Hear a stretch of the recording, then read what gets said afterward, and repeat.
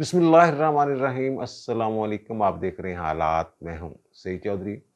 क्या पीटीआई के चेयरमैन और साबिक वज़ीर आज़म इमरान खान बाहर आने वाले हैं?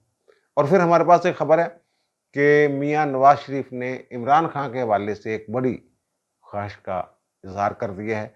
वो ख्वाहिश क्या है? क्या वो ख्वाहिश पूरी हो सकती है? और फिर सुप्रीम कोर्ट ने दो अहम मुकदमात के तहरीरी फैसले जारी कर दिए हैं। कल मैंने अपने विलाग में ज़िक्र किया था, जो इलेक्शन वाला केस है, उस हवाले से जो ऑब्ज़र्वेशंस आई थी कि सदर साहब जो हैं वो गद्दारी के मुर्तकब हुए हैं और मैंने कहा था कि तहरीरी फ़ैसले का इंतज़ार किया जाए।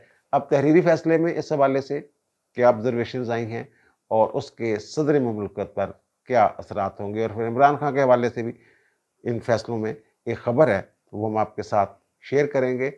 और इमरान खान की जो मौजें लगी हुई हैं जेल में, उसमें गैर मामूली क्या है?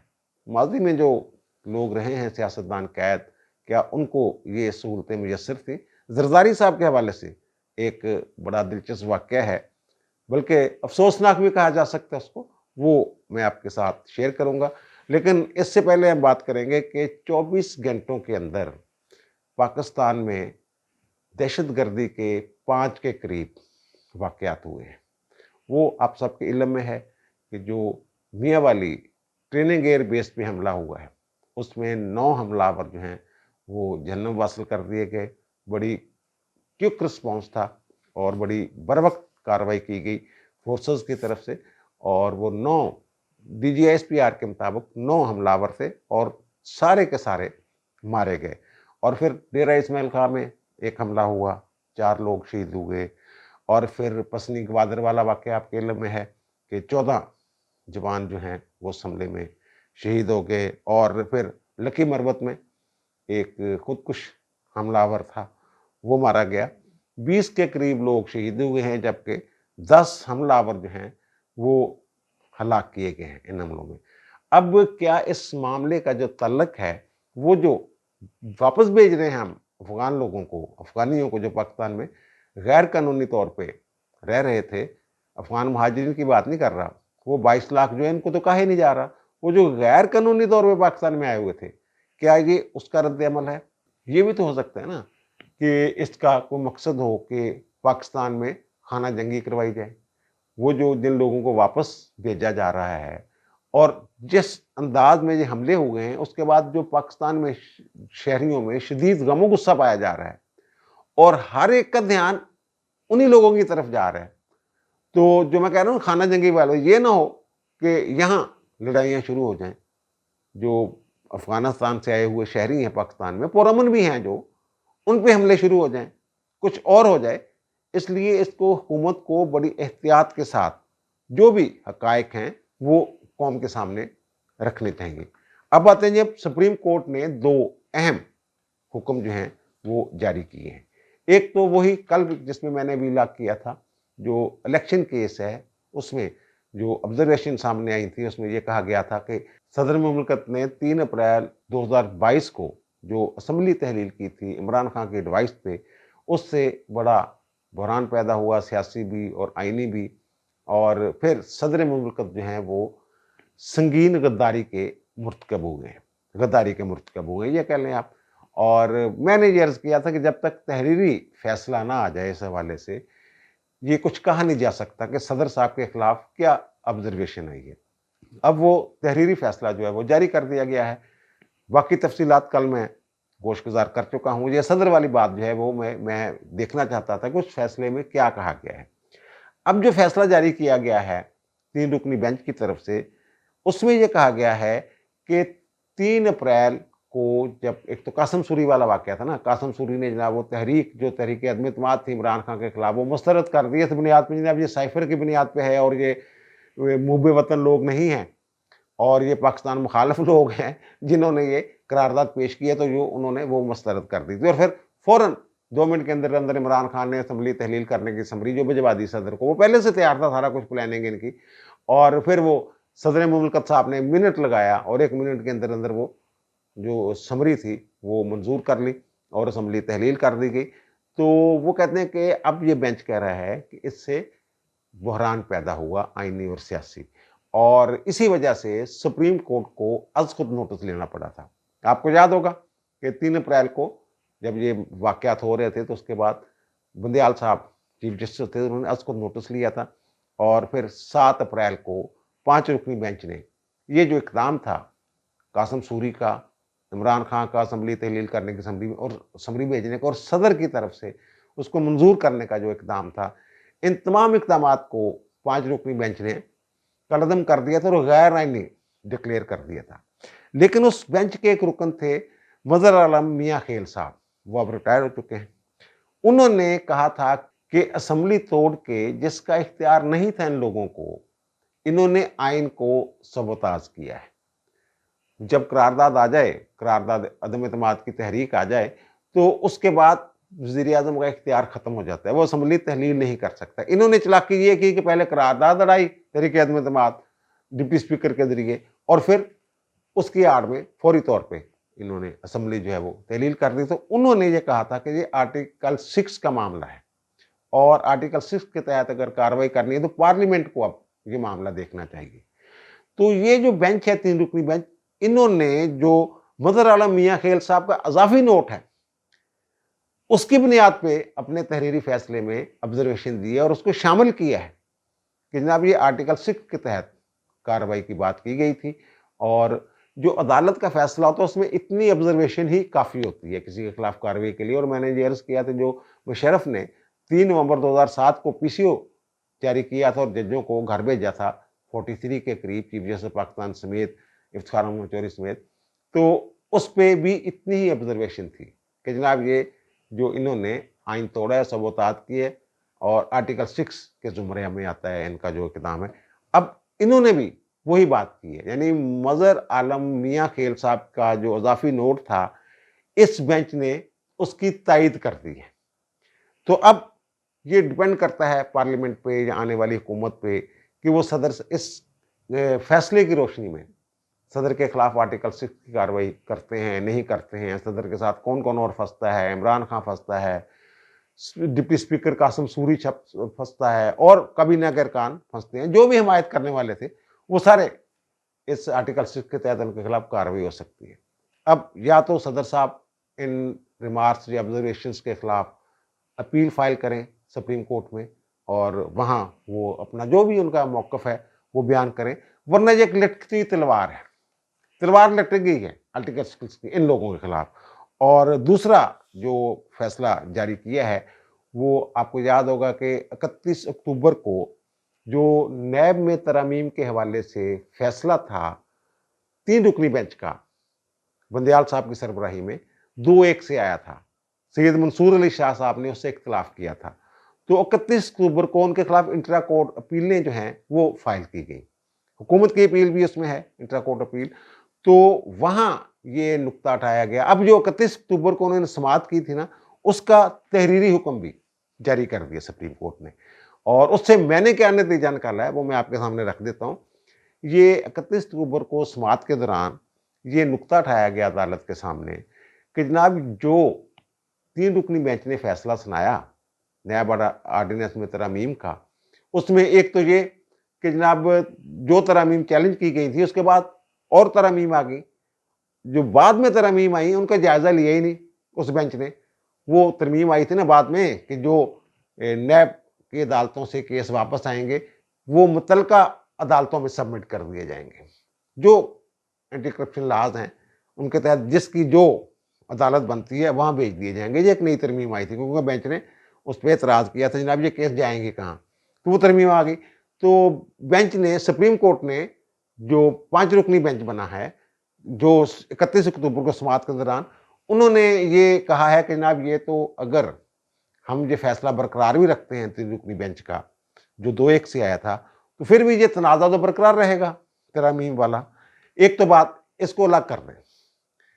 دوسری جو بات اہم بات تھی وہ یہ تھی کہ جناب supreme court practice and procedure act جو ہے وہ 21 اپریل اسی سال وہ نافذ العمل ہو گیا تھا, اس کا گزٹ نوٹیفکیشن جاری ہو گیا تھا, اور بندیال کورٹ نے حکم امتناعی جاری کیا ہوا تھا. جب وہ بل ہی پاس ہوا تو اسی وقت حکم امتناعی جاری ہو گیا تھا, اور پھر فل کورٹ نے supreme court practice and procedure act को जायज़ करार दे दिया, हुक्म इब्तदाई ख़त्म किया।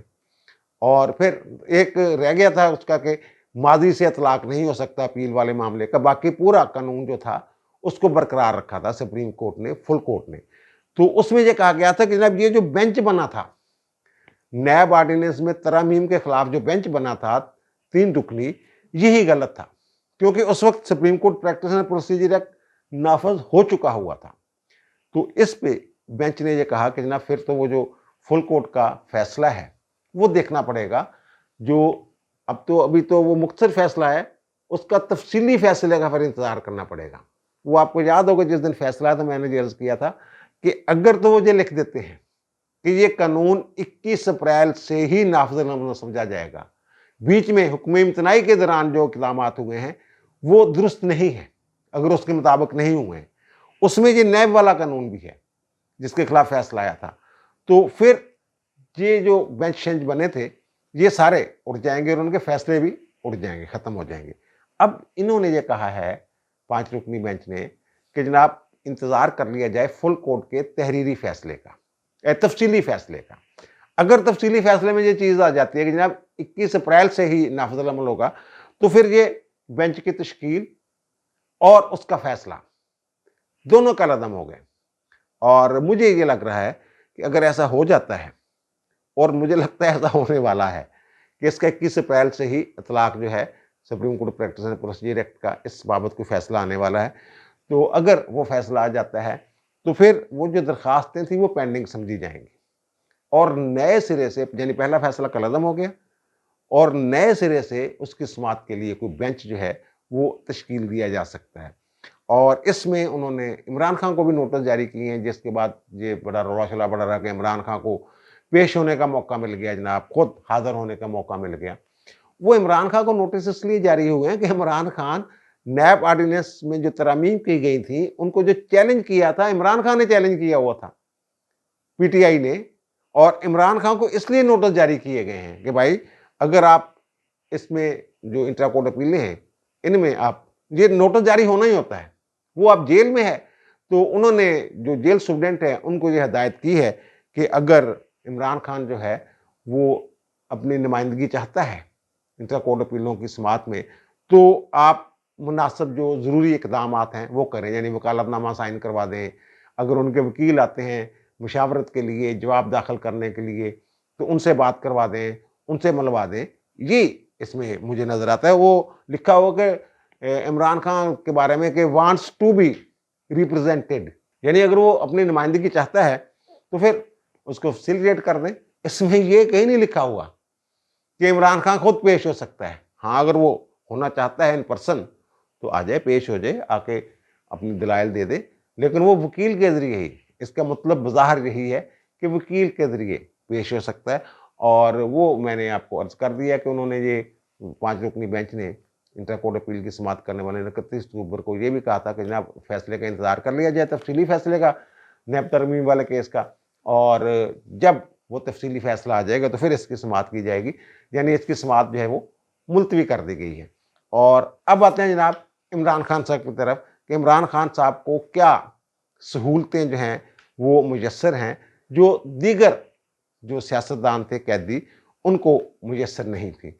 ये आपके इल्म में है जो नवाज शरीफ के साथ होता रहा, मरीम नवाज को उनके सामने जेल में गिरफ्तार किया, यानी ज़हनी तौर पे अज़ियत दी गई, शहबाज को, हमज़ा को, और फिर जिस कोठरी में रखा हुआ था राना सनाउल्लाह को और शाद खान अब्बासी को, और फिर राना सनाउल्लाह के साथ ऐसा बुरा सलूक किया जाता था, कीड़े छोड़ दिए, चीनी फेंक के कीड़े छोड़ दिए जाते थे, डेथ सेल में रखे हुए थे।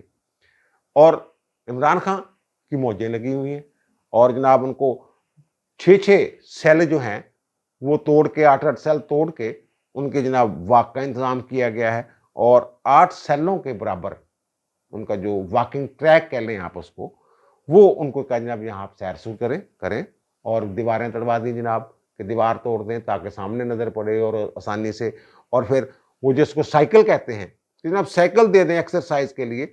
वो जो मशीन है वो 10 लाख मालियत की मशीन है, वो उनको दी हुई है कि लो जनाब मौजा करो थे।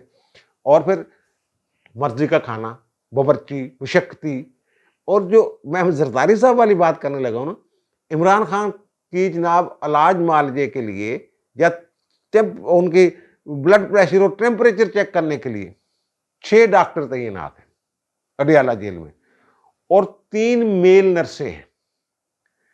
یہ جو ان کے ساتھ ہوا ظلم عمران خان کے دور میں سیاستدانوں کے ساتھ، اس کو تو چھوڑ دیں، میں تھوڑا سا ماضی میں جا رہا ہوں۔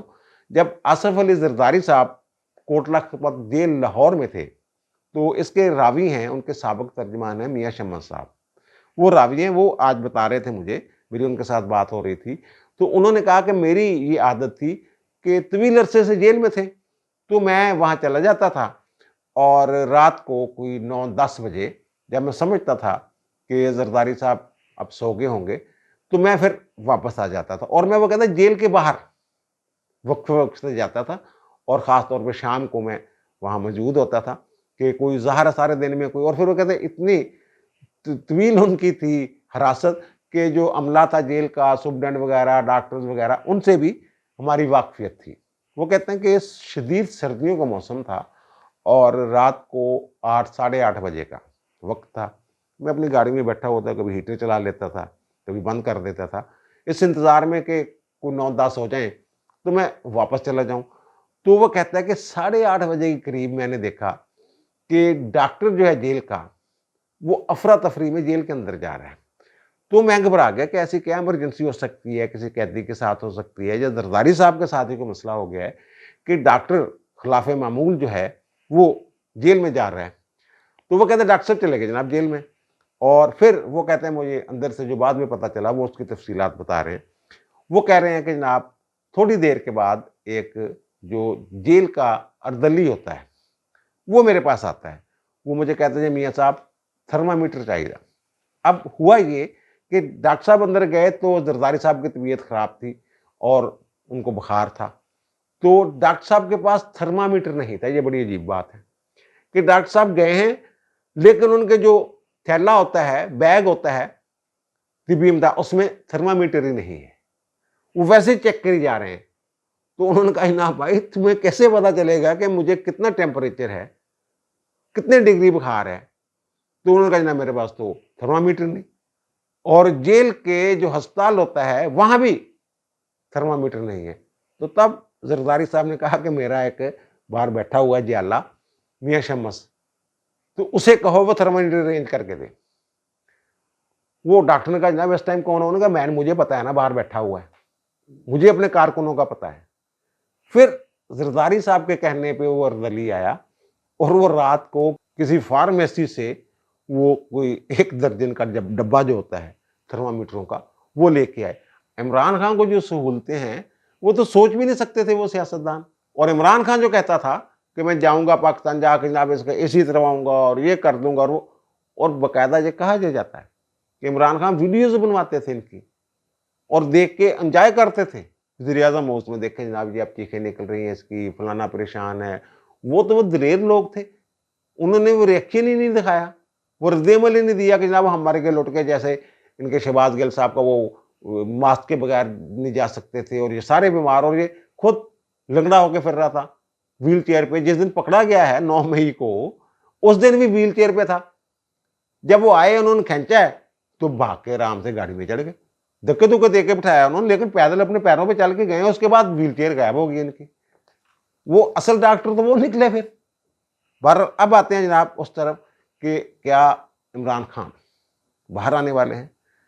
سائفر جو کیس ہے، سائفر کیس، اس میں انہوں نے درخواست ضمانت جو ہے وہ سپریم کورٹ میں دائر کر دی ہے، اور باقی جن مقدمات میں، تمام مقدمات جو بھی تھے ان کے، ان میں ان کی عبوری ضمانتیں تھیں ٹرائل کورٹ سے، متحد عدالتوں سے۔ تو وہ اسلام آباد ہائی کورٹ نے ایک فیصلہ جاری کیا تھا کہ جناب ان کو پینڈنگ سمجھا جائے ان درخواستوں کو، اور پھر اس کا فیصلہ کیا جائے۔ وہ قانون تو یہ ہے کہ اگر بندہ پیش نہیں ہوتا اور ایک مقدمے میں گرفتار ہو جاتا ہے تو باقی جو ان کی ضمانتیں ہوتی ہیں وہ منسوخ ہو جاتی ہیں۔ جو لاہور کی عدالتوں نے انہیں منسوخ کر دی، اور وہ جو اسلام آباد کی عدالتیں تھیں انہیں منسوخ کر دی۔ وہ اب کیس پینڈنگ ہے اس میں۔ اور دوسرا جو انہوں نے سائفر والا معاملہ ہے، توشہ خانہ میں جو ان کو سزا ہوئی تھی وہ سزا معطل ہو چکی ہوئی ہے، نااہلی برقرار ہے۔ اور دوسرا جو سائفر والا کیس ہے وہ اسلام آباد ہائی کورٹ نے ان کی جو ضمانت کی درخواست تھی مسترد کر دی. اب یہ سپریم کورٹ چلے گئے ہیں, اس میں نمبر لگ گیا ہے. نمبر لگ گیا ہے اس کا مطلب رجسٹرار آفس نے کوئی اعتراض نہیں کیا, اس پہ ظاہر ہے اپیل ایز رائٹ, تو اب اس کی سماعت ہوگی. یہ جو ایسے کیس ہوتے ہیں نا کہ جن میں ٹرائل شروع ہو جائے, عام طور پہ جب چالان سبمٹ ہو جائے تو جو ٹرائل کورٹ ہے وہ تو ضمانت لیتی نہیں, پھر ہائی کورٹ میں آتے ہیں. ہائی کورٹ بھی کہتے ہیں جب چالان سبمٹ ہو گیا ہے تو آپ وہاں اپنی بے گناہی ثابت کر دیں. اور جب فرد جرم لگ جائے, ٹرائل شروع ہو جائے, پھر عام طور پہ سوال ہی نہیں ہوتا کہ اس کی ضمانت ہو جائے. زیادہ سے زیادہ یہ ہوتا ہے, اعلیٰ عدالتیں یہ کرتی ہیں, بہت زیادہ رعایت کریں کہ جناب جو نیچے والی عدالت ہے اس کہتے ہیں وہ جلدی جلدی اس کا ٹرائل جو ہے وہ نمٹا دیا جائے. اور جو سائفر کیس کی جو سماعت کرنے والی عدالت ہے وہ اس نے یہ جو گواہوں کو ہے طلب کر لیا ہوا, اور 3 گواہ جو ہیں روزانہ کی بنیاد پہ وہ پیش ہوں گے.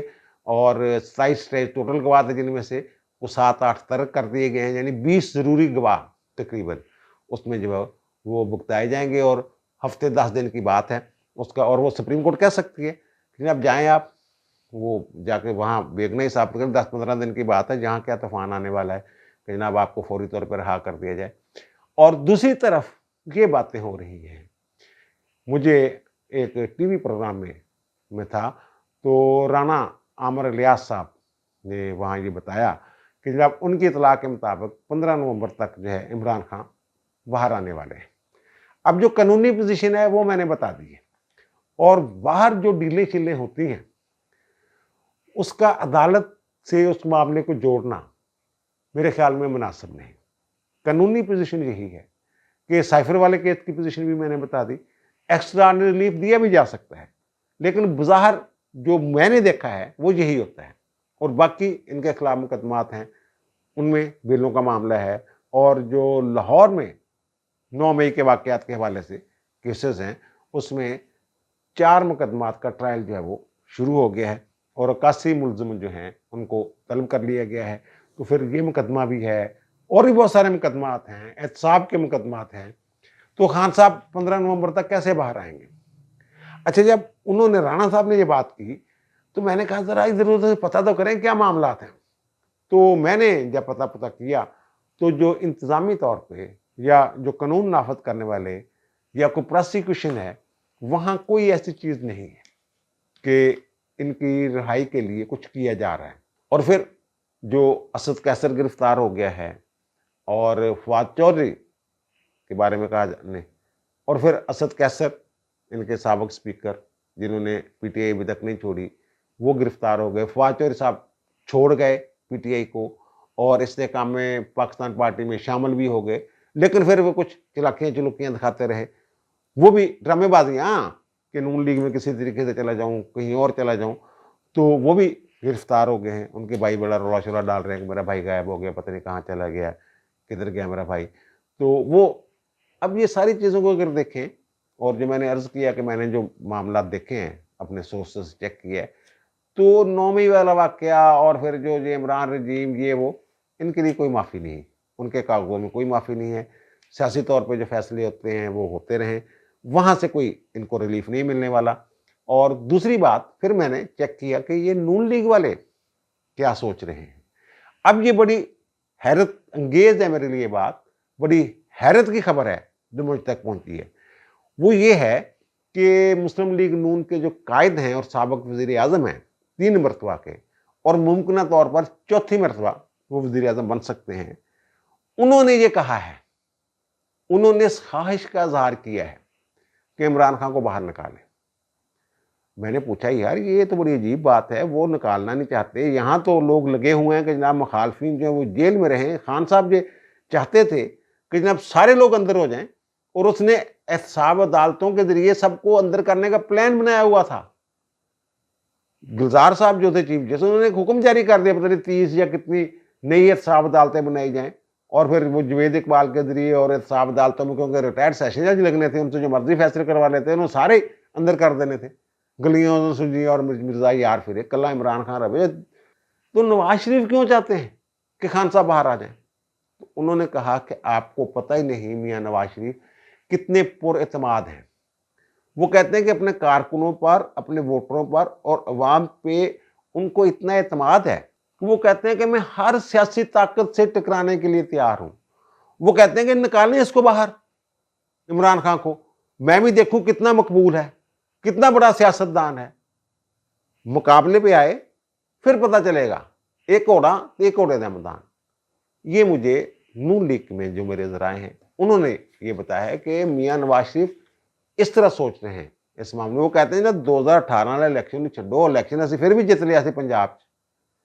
اگر سانو کھل کے الیکشن لڑنے دا موقع دیتا جاندہ، مینوں نہل بھی کر دیتا سی تے کدی بھی پی ٹی آئی نہیں آ سکتی سی۔ وہ کہندے ہن تے الحمدللہ میں میدان چ ہاں، باہر ہاں، آزاد ہاں، جیل چ نہیں ہیگا، تے اج وے کڈ دین اینوں باہر، دیکھ لینے اینوں بھی کہ کنی کہ دی مقبولیت آ، کنی کہ دی سیاسی ورث تھا، پتہ لگ جائے گا۔ اور پتہ نہیں اب نواز شریف کی یہ خواہش پوری ہوتی ہے یا نہیں ہوتی ہے۔ جو میرے ادھر ذرائع ہیں وہ تو یہ کہہ رہے ہیں کہ عمران لی کوئی معافی نہیں، لیکن اگر نواز شریف چاہتے ہیں کہ وہ باہر آ جان، ایک خواہش کا اظہار کر رہے ہیں پہلوں بھی، انہوں نے کچھ لوگ چھڑوائے نے، تے پھر پتہ نہیں کی بنتا۔ اب دیجیے مجھے اجازت، انشاءاللہ دوبارہ ملاقات ہوگی نئے بھی علاقے کے ساتھ۔ اللہ تعالیٰ آپ پر، مجھ پر، ہم سب پر مہربان رہے۔ اللہ حافظ۔